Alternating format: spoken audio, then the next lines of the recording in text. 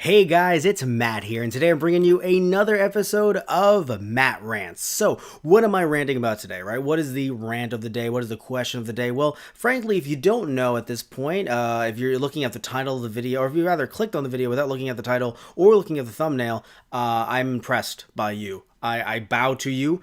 It's very interesting that you're listening to me talk about this and not actually see either one of those things before clicking. But either way, I'm still going to say the question out loud like I usually do for these Matt Rants. So recently, some news came up in my news feed. Watching some YouTube videos. I was watching the it's funny, I was actually about to say Immortal John Hancock, and I had to cut myself off and go, no, actually it was John Riggs' video, where he was discussing how Mega Man X is actually going to be released by I Am 8-Bit as well as Capcom, and not just Mega Man X, by the way, for the 30th anniversary of Mega Man, but also Mega Man 2 on the NES as well. So I saw that and I thought, oh my, right? And so that really prompted me to ask this question because I think a lot of us are still asking this question, even though we've had releases like this before. Just last year, we had Street Fighter 2 released for the Super Nintendo by both I Am 8-Bit as well as Super Nintendo, as well as Capcom for the Super Nintendo. So it made me kind of sit back and think, wait a minute. Are these retro re-releases considered reproductions or repros as well? Now,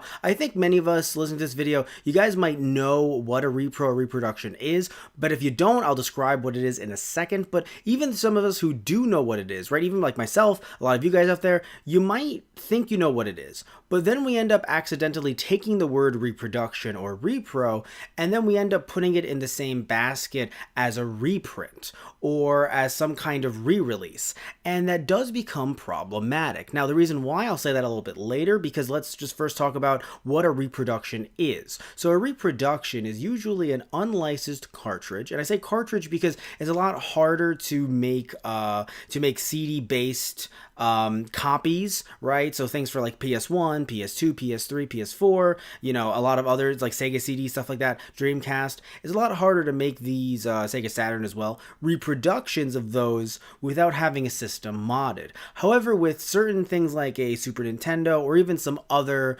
cartridge-based systems or even some other reproduction systems as well, so like some other like clone consoles really is what I'm referring to here, for the Super Nintendo NES, you can play these repro games and it'll be just fine. I mean, I know in some cases there's like lockout chips and stuff like that, but sometimes it plays a-okay depending on how the board was made, yada yada, etc, etc. So a reproduction cartridge it could be a hack, right? So it could be a really fun hack of a game. It could be a brand new game in theory. But a reproduction cartridge usually, when the word is used, it's taking a game. So in this case, let's just use Mega Man X as an example, right? Or Street Fighter 2. Taking a game and you're buying a fake, right? If you want to use fake or bootleg, those are also really good terms as well to use. Fake or bootleg cartridge, and it is brand new, yes, but it also is bootleg, right? So it is made by, a repro can also be made by someone right? So it could be a family friend, it could be someone in the neighborhood. It doesn't have to be someone overseas or a company overseas, a place that you don't know. It could be someone you know, but the point is that a repro is not the original product. And I think that's something that I think people, when they hear that, they only focus on that, while not focusing on the plethora of other things that kind of make up a repro or a reproduction. So, for instance, if I buy Mega Man X, again, because we're still on this topic, Mega Man X from a company overseas that, is not overseas, not Japan, right? So in China, Hong Kong, Malaysia, Taiwan. So if I'm buying, a cartridge from over there and it is not an official, Hong Kong cartridge or something like that, because there were some games, interestingly enough, I think there were Mahjong games that were released exclusively in Hong Kong. So if it was one of those cartridges, not a repro cartridge, then it is, first off, it's technically illegal. It is not officially a Capcom or a Nintendo licensed cartridge. And in no way am I saying that the game won't work or that the game's going to explode on you or something like that, but I'm just trying to point out that, yes, it is bootleg, and that kind of goes hand in hand with the word reproduction until you get into like hacking, where it's just be a little bit more fun, a little bit more loose, and a bit more of a gray area. Now, just know I'm not trying to demonize people who buy repro cartridges, all right? I'm not trying to do that. I'm just saying that technically a fan translation put on a cartridge, which, by the way, that does happen. I do think that's a really cool thing, and that's really awesome to actually see. But when that's done, even though it does lean a bit more into the hacking side of things, but at the same, or the modding side of things, but at the same time, it is still not an official cartridge. And then some of these overseas companies will actually take those translations that your local. I think in one video, one Matt Rants, I was saying, I think it was like Repro Joe. So local Repro Joe, local Repro Bob, friendly neighborhood Repro Joe is making. And then so these overseas companies will take that and then they'll resell it, and sometimes resell it without like a save battery. And if it's I just want to make, some of you guys, excuse me, I want to remind some of you guys that if you're playing an RPG, you need a save battery. So there are a lot of problems with getting repros in general. Mostly, ones from people you can't trust. But even then, they're still technically illegal. Some people will try to say it's a gray area. Yes, the games aren't being made anymore, but you are buying a physical cartridge copy of a game. If we were to apply this to movies, even a movie that's out of print, if you were to print out those DVDs and sell them yourself, it's a lot different than trying to just get one yourself, even if it was online, and just keep that for your own personal use. A lot different, in my opinion, and I think many people's opinions as well. So how does this relate to some of these new retro re-releases? Well, people are looking at some of these re-releases by Capcom, also some releases by Castlevania Games, or these companies working with Castlevania Games, making these, multiple games in one cartridges. I believe like Super R-Type Returns and some other ones as well, like the Data East collection. And also looking at a game that's never even been released in the US before, straight from Japan, called Holy Diver. And I'll get into a game like that a little bit later on in the video and why I think I might prefer that over some of these other re-releases. But again, get to that a little bit later. So I think the idea of a reproduction, like I was saying earlier, it's kind of been taken, I feel, as if a little bit out of context when referring to some of these re-releases and to some of these reprints. Because when you look at something like Mega Man X, you look at Mega Man 2, as well as Street Fighter 2, and these are coming, in theory, technically, directly from Capcom. I say in theory and technically because, yes, you do have IM 8-bit working with them, you have Infinite NES Lives or Infinite NES Lives working with them as well, but still at the same time, it is coming from the source, it's coming from the actual license holder. So if we actually had to compare this to anime, let's say, right? If you are pirating a show, if you're copying it, putting it on a disc, and maybe the show never came out here, right? Maybe the show never came out in the US. Maybe it's a tokusatsu show like Super Sentai, Kamen Rider, Ultraman. Maybe that show never came out in the US, right? It's still illegal, but some people talk about gray areas, yada yada, stuff like that. But when it comes to a company saying, hey, I'm working with, in this case, you have a lot of, you have a lot of different shows being released, Super Sentai shows now being released by Shout Factory. So you wouldn't sit there and go, well, I know that they're being, the show's being released on DVD, but it's a repro. It's a reproduction. It's like if a fan did it. It isn't. It is not the same thing at that point when you have companies working with the official license holders, in this case, for Super Sentai, that would be Toei, working with Toei to actually bring this over to the US. Same thing with, if we're going back to anime and away from tokusatsu for a second, Dragon Ball Z with, with Funimation, right? There are a fair amount of Dragon Ball Z specials that have never really came over to the US, but again, putting them on discs, that's where things get a little dicey. But if Funimation was going to bring them over, which I would still love, I would still enjoy if they brought over Plan to Eradicate the Saiyans. I don't care. I know it's 20 years old. I know it was, for a Super Nintendo game, or for an NES game, rather. It was just, some VHS that was released with it. I don't care. I would love it. But, if they were releasing it, I wouldn't then say, oh, it's the same if I put it on a disc. Because it's just not. Right? Because it's not. So that is where the word reproduction, in this case, starts to break down. Now, I do want to mention something, though, and this is a brief little aside, but the Mega Man X cartridges are actually, Mega Man X and Mega Man 2 are $100 each. And Street Fighter 2, I believe, was $89. So it was $90. So I would like to mention that is a lot of money. Yes, right? I'm acknowledging that, right? It is a lot of money.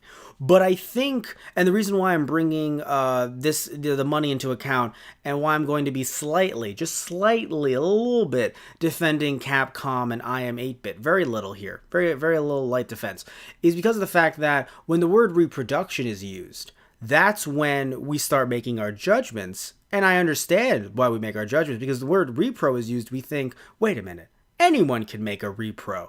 I can make a repro. You can make a repro if you looked online. So if anyone can make a repro, that means that this is too expensive. You can get repros for, $10. Why would you spend this much on a repro? Many would ask, and many would say. And to be fair, if it was just a repro, I'd understand. But the thing is that I am 8-bit and Infinite NES Lives are working with Capcom.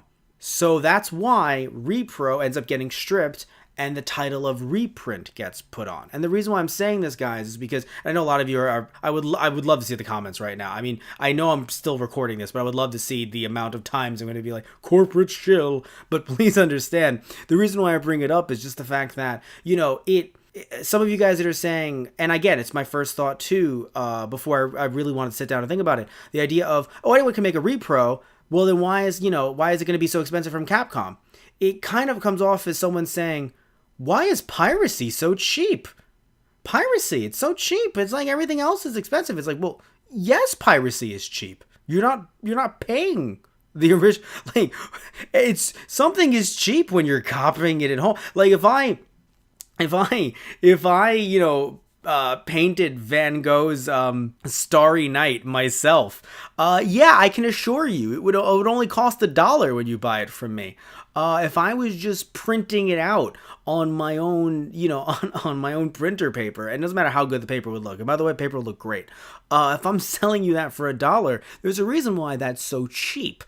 Even if it looked amazing, and I'm telling you, even if I made an exact replica, and this does happen in the in the art world, where people have to spot fakes of like Mona Lisa, Van Gogh's works, a lot of other works as well that I have no idea about. But the point is that a lot of this does happen in the art world as well. People have to spot these fakes, and these fakes are, I would imagine, significantly cheaper. I would hope, and they're significantly cheaper because they're fakes. It's just that simple, right? You're not having to pay anyone for it, and you're just doing it yourself. So they're going to be significantly cheaper. So going through Capcom, that's the thing too I want to mention. That's why the reason why I brought in anime as well earlier with licensing and stuff like that. I didn't really get to drive it home as hard as I would have liked to. I want to mention quickly that Funimation and a bunch of other companies as well that bring these shows over from Japan, they pay the license holders for the rights to do it. Now I don't know how much Funimation or how much Shout Factory pays Toei, or how much Funimation pays Toei, because personally we don't have access to these documents. They're all behind closed doors deals, stuff like that. But let's say they pay them, especially something like Dragon Ball Z, hundreds of thousands, right? That means that when you don't pay Toei, you can make your $5 DVD and sell it for, again, $5. You made it for $1. You wrote DBZ in Sharpie on a freaking verbatim disc. Well, yeah, you're going to make a profit off that, versus them having to put money into packaging, having to pay Toei, having to pay people to dub it over, having to pay people to translate it, where you can just either take someone else's translation, or maybe you can translate it from home as a one-person army, right? Which is cool if you can do that. It's great if you're a translator, you know Japanese, it's awesome, you know how to, time and everything. That's cool too. But you didn't pay Toei anything. So again, back to what I said earlier. Man, how is piracy making everything so cheap? Well, it's because no one's getting paid other than one person, or other than like 5 people.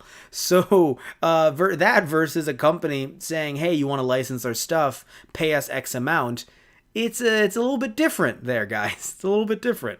But yes, I will admit, $100 for these 2 cartridges is a lot. I mean, it is a special edition, to be very fair. It's a brand new box, special edition, brand new board, brand new cartridge. So it is all brand new. There is some really cool stuff there, special edition instruction manual and everything like that. So I think it's worth it, but I understand that, yes, it is a lot of money. But please understand that when you say it's a lot of money compared to just buying a bootleg cart, or, as we would refer to it as a repro cart, understand where the money's going to, understand where the money's being traded to and from, and understand who's making the money at the end of the day. Right, and understand also, most likely, when you look at the sticker either on the original cartridge or on the new cartridge that's coming out versus a repro cartridge, you're not getting the same quality there either. And I know, stickers, I mean, I've even talked about this on the channel before. I don't really care if a sticker is ripped or, a label is ripped or something like that. It doesn't really matter as much to me.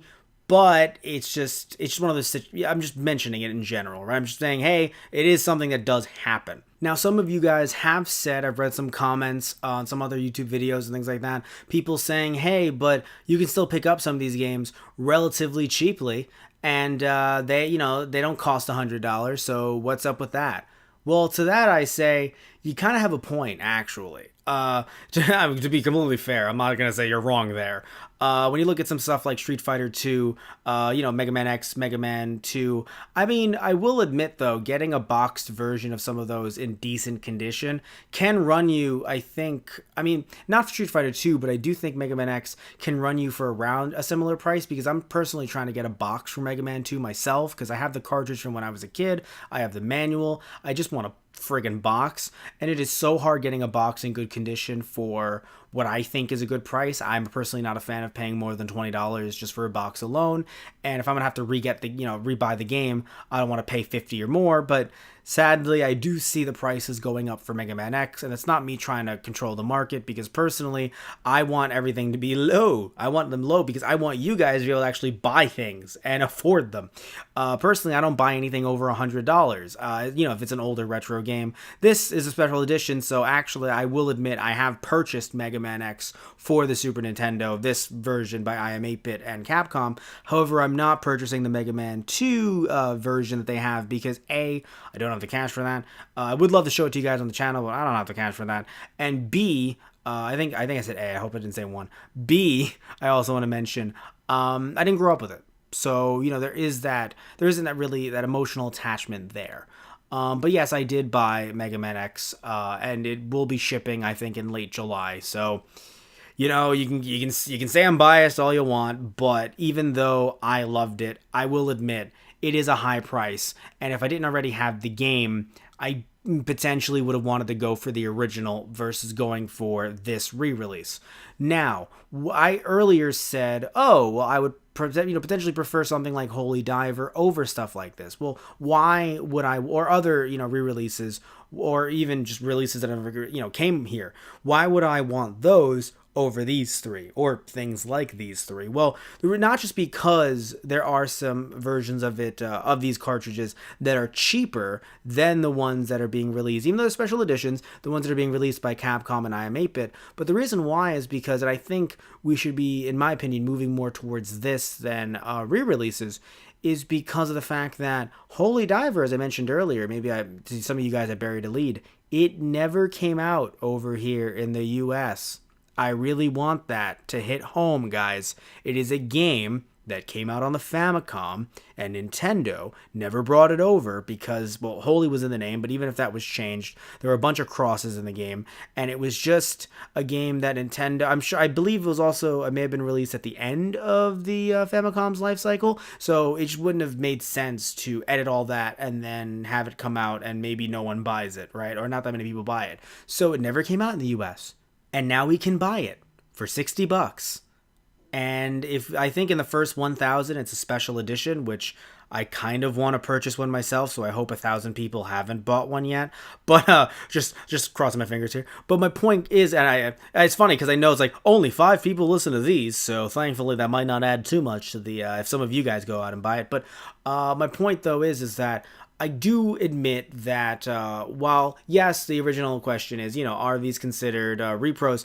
In this case, there were repros actually out of Holy Diver, funnily enough. There were repros out, and thankfully, those people have stopped making those repros. Why? Because again, the fan community does and should acknowledge when a legitimate game is coming out. So in this case, Castlemania and the companies working with them actually got the license from the original creators of Holy Diver. And to me, That is awesome. Because again, the game never came out here. We can now buy it legally, and it will work most likely on your original Nintendo systems. Not sure about repro consoles, quote unquote, or clone consoles. Sometimes I was a little bit iffy with playing some games that don't have certain like Nintendo chips in them, like the original chips and everything. But either way, this makes me really excited, right? I think personally, as a side note, we should be kind of moving more towards games that never came here versus ones that, or games that are very expensive and hard to find. So maybe, some of the other Mega Man X games, or even some of the other Mega Man games as well, that are a bit harder to find. Or even just some Super Nintendo games that, they maybe only printed, a couple thousand copies of or something like that. So I think those, to me, it would be a lot better if we kind of went to releasing those instead of just some of these other, games that sold millions and millions of copies. But again, that's an aside, right? We're just talking about the topic it's at hand, and talking about the topic itself.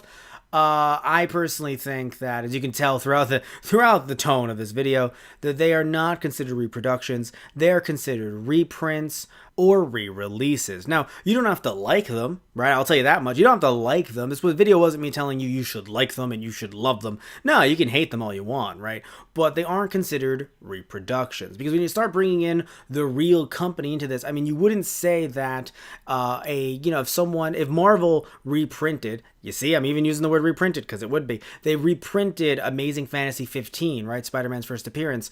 First off, you wouldn't assume that's $1 million. It's the first thing, because it's not the original. And you also wouldn't sit there and say, oh, it's worth the same amount a beat up copy is worth, right? It's not a sealed original, and it's not worth a beat up copy's price. It's worth somewhere in the middle. And I think these $100 cartridges, these special editions, they're somewhere in the middle. It would be like if not only they re-released or reprinted Amazing Fantasy number 15, but they had a new Stan Lee forward or something like that, which actually there is a forward. I don't remember which YouTuber, but there is a forward by internet personality on the I think in the instruction booklet for Mega Man X, and I believe also for Mega Man 2 as well. Anyway, guys, I want to thank you all so much for listening to another episode of Matt Rants, and also I want to hear your thoughts below. So tell me if you think that maybe these should be considered repros. Personally, again, I don't think that they should, because I think that, these are reprints because the original companies are involved, but maybe you disagree, right? Maybe you think that they're just the exact same thing as just some cartridge made by Repro Joe. Maybe you think that these should be cheaper, and frankly, if these weren't special editions, I do think they should definitely be cheaper, but they're making them as special editions, as collector's editions, collector's pieces, right? Just to put on your shelf. So I think that, it's okay that they're a little bit more expensive than something like Holy Diver, which there is a collector's bit to it, but if they more than 1,000 is reached, then of course you do have a situation where they're only $60. That's okay, right? I'm okay with them being $60 if there's no collector's addition to it. I mean, let's also look at something I mentioned in an earlier episode of Matt Rants that I can't believe I forgot up until this point. I also ended up backing the Kickstarter for 40 Winks as well by Pico Interactive. So that's also another reproduction, quote unquote, that we'll have to see how the board looks when it actually comes in the mail. But personally, it deals with the original company itself. I believe it was GT Interactive, so it deals with the original company itself. So therefore, it's not a repro, right? It's a reprint. Although technically, the game never even came out for the N64, so I don't know what you'd call that. I guess just an official release in general. But still, the point is that I want to hear what you guys think, right? I want to hear if you guys disagree with me. If you guys agree with me, I would also like to hear that. But if you guys disagree with me, that's okay. And I want to hear what you think about this whole repro, reprint, re-release. And frankly, if you think some of these prices are a bit too high, what you think your price would be, what you would like it to be. But also remember that you are getting a new box. That's all I'll say. So because I've seen some people say, hey, I would love to pay for it if it was $20. And it's kind of like, well, do you mean $20 like just as a cart? Or as like the whole shebang? Because I think the whole shebang should be a little bit more than 20, but I don't know about 100, right? If it wasn't something special. So, but again, I want to hear what you guys have to say. So please remember to like and subscribe if you liked the video, and if you didn't like the video, you know what to do. You can still like and subscribe either way. Okay, guys, thank you all so much for listening to another episode of Matt Rants. Take care, and I'll see you next time with another episode of Matt Rants. All right, guys, so see ya.